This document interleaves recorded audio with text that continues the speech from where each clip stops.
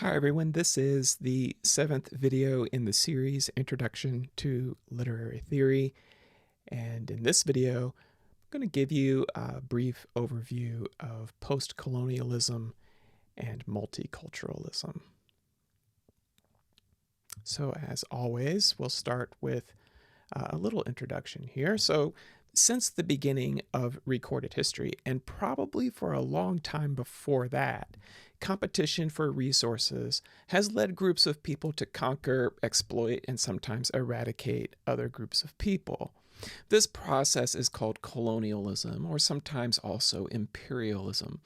While there is often a military component, colonialism involves a political, economic, and cultural domination as well. Sometimes the term cultural colonialism is used to describe that process. History provides us with many examples: the Mongol conquest of China, the Roman conquest of Judea and Northern Europe, the Norman conquest of England, the Greek conquest of Egypt and the Levant, and the Ottoman conquest of Greece. And more recently, of course, the British conquest of India, there's the French conquest of North Africa, and then closest to home for us, the United States conquest of indigenous American peoples. The boundaries of most of the nations on Earth, in fact, were decided by colonial expansion, and most of the conflicts current in the world today are the continued legacy of that violent history.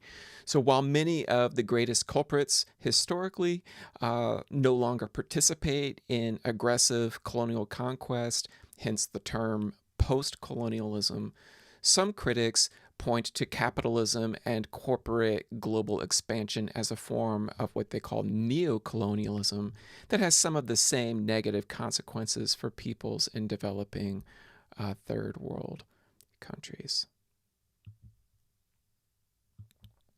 So in literary and cultural studies, then, critics focus on the ways that the dominant culture, that is, the culture of the occupying colonizer, has impacted the native beliefs, values, and practices of the colonized. So a question that the critic might ask is, to what extent have native peoples assimilated to or mimicked the dominant culture, that is, have appropriated its language, its religion, its arts? And then to what extent have the colonized resisted or challenged cultural assimilation? Conversely, critics are also intrigued by the ways that the dominant culture itself changes in response to native influences. It's a two-way street. In the United States, the legacy of both the slave trade and immigration, both of which, of course, developed within a larger global colonial context, has resulted in a kind of diasporic pluralism in which various racial and ethnic cultures maintain unique beliefs, values, and linguistic and cultural traditions in complex relation to predominantly white European culture. And multicultural criticism focuses on the complicated intersectionality of these different traditions, where they overlap and influence one another, as well as conflicts between them. So a little history here, some of the major figures in the development of post-colonial theory and multiculturalism. We'll start with Frantz Fanon,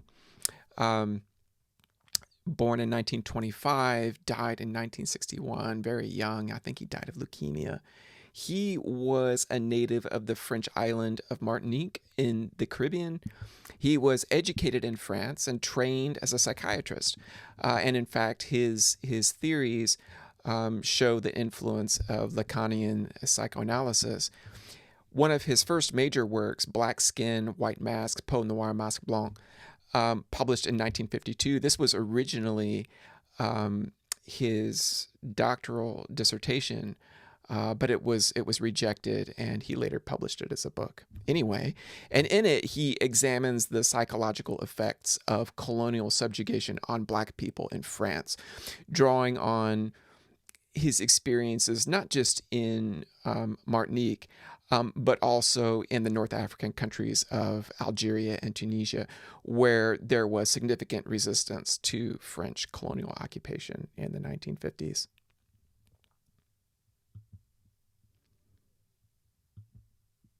Edward Said, heavily influenced by Fanon's work, was a Palestinian by birth, but he was educated in America, where he eventually became professor of literature at Columbia University.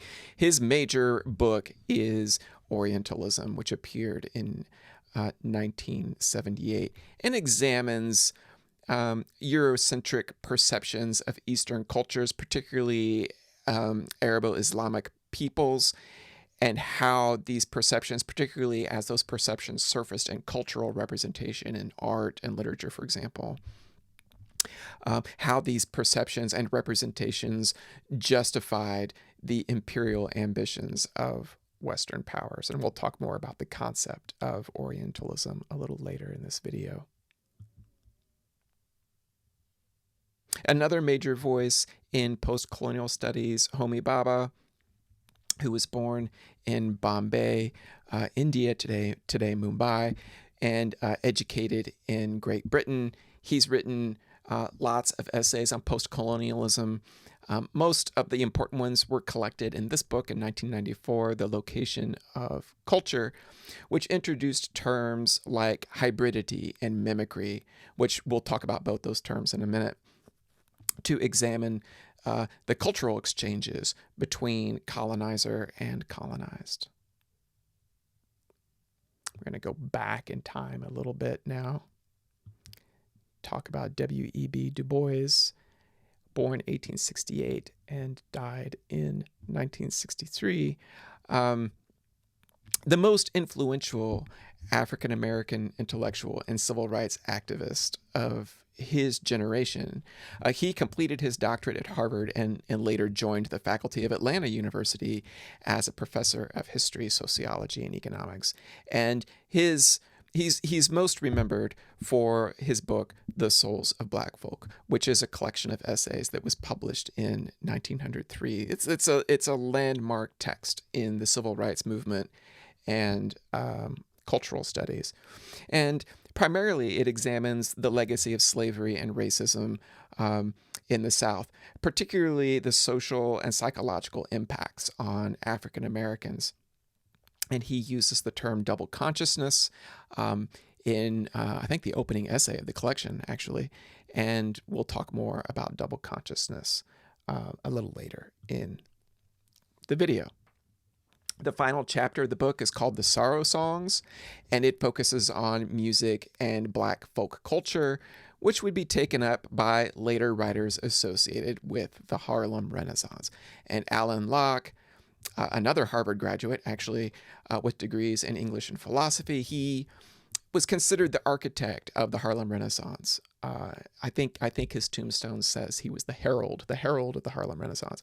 And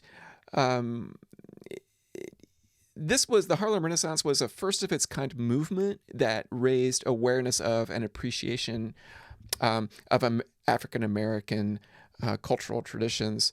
And one of the most important books to come out of this movement was The New Negro. This was an anthology with contributions by different writers. And what he meant by the New Negro was the idea of a new generation of confident, intelligent, politically assertive, and culturally savvy African Americans. And this book really is a landmark in the history of African American literature. It contains some of Locke's own essays on racial politics and culture. Du Bois also contributed to the book, and it also contains a good deal of poetry and fiction, including one of Zora Neale Hurston's early short stories. And there she is, Zora Neale Hurston, 1891 to 1960. So along with Langston Hughes, Countee Cullen, Wallace Thurman, and many others, she was a major voice, a female voice of the Harlem Renaissance. She graduated with a degree in anthropology, which prepared her for the kind of ethnographic field work that produced the book that's most relevant to literary theory, which is Mules and Men in 1935. And this was a collection of, I think, around 70 stories, folk stories that were passed on in African American communities, primarily through oral traditions. And she gathered them and edited them and then published them in this book. And this helped to preserve a distinctive African American literary tradition. So a landmark in American multiculturalism.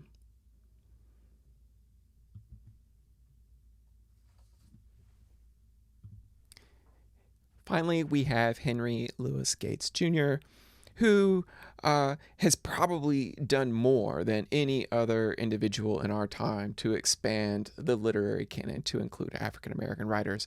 His major book, The Signifying Monkey, came out in 1988.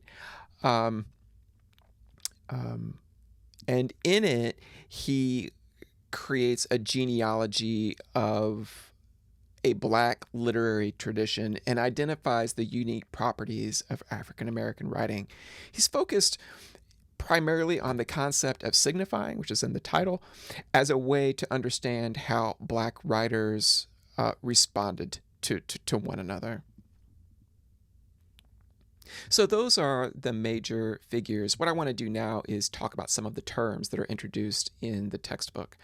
What I've done is I've categorized them. I've got terms that I associate with postcolonialism, and then I'll have another set of terms associated with multiculturalism.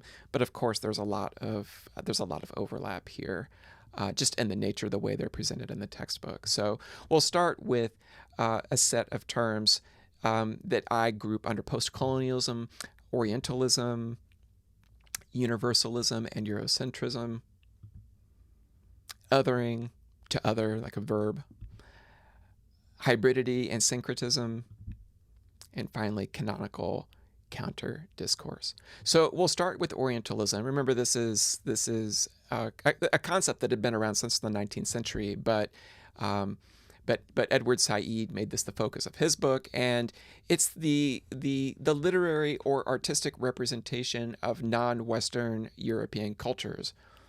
Originally, as in Said's book, North African, Middle Eastern, and Asian cultures, and representing them as either exotic novelties or as a threatening alien menace. And these representations were shaped by the prejudices, assumptions, and anxieties of the writer or artist.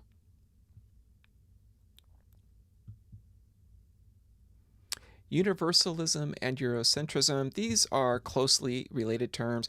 Eurocentrism is the belief that modern, predominantly white Western culture is inherently superior to less civilized or more primitive cultures. And moreover, that Western values are universal and that everyone should appreciate them and embrace them. So, of course, post-colonial critics are interested in pointing these ideas out and critiquing them.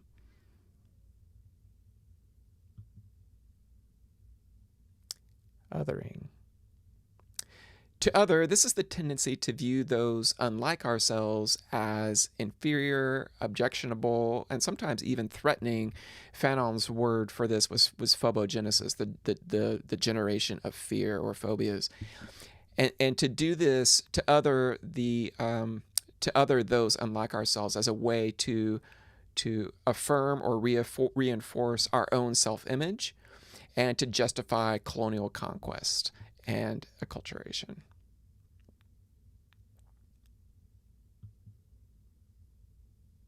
Hybridity and syncretism. These terms, they're synonymous, describe the dual nature of a culture that develops out of colonization. A blend of the values, forms, and traditions of both the colonizer and the colonized. So a blending or melding together of cultures. And this is a concept that's explored thoroughly by Homi Bhabha. And finally, we have canonical counter-discourse. This is a term introduced by a critic named Helen Tiffin. Basically, what it means is to read canonical texts, specifically canonical Western texts, like Shakespeare's The Tempest, for example, or Charlotte Bronte's Jane Eyre, to disclose and critique the underlying colonialist assumptions in those works. I suppose one could take this concept of canonical counter-discourse and apply it to feminists who want to disclose the patriarchal assumptions, and so forth. Canonical counter-discourse. So I'm going to shift now to multiculturalism and introduce a few more key terms: mimicry, nativism, and double consciousness or double voicedness. All these terms are sort of interrelated, as you'll see. So we'll start with mimicry. This is the tendency of the colonized to embrace and appropriate the language, religion, dress, and cultural production institutions, cultural production of the colonizer. And nativism is sort of the opposite of that, the opposite of mimicry. It's an attempt to preserve the distinctive attributes of one's cultural identity in opposition to the dominant culture of the colonizer.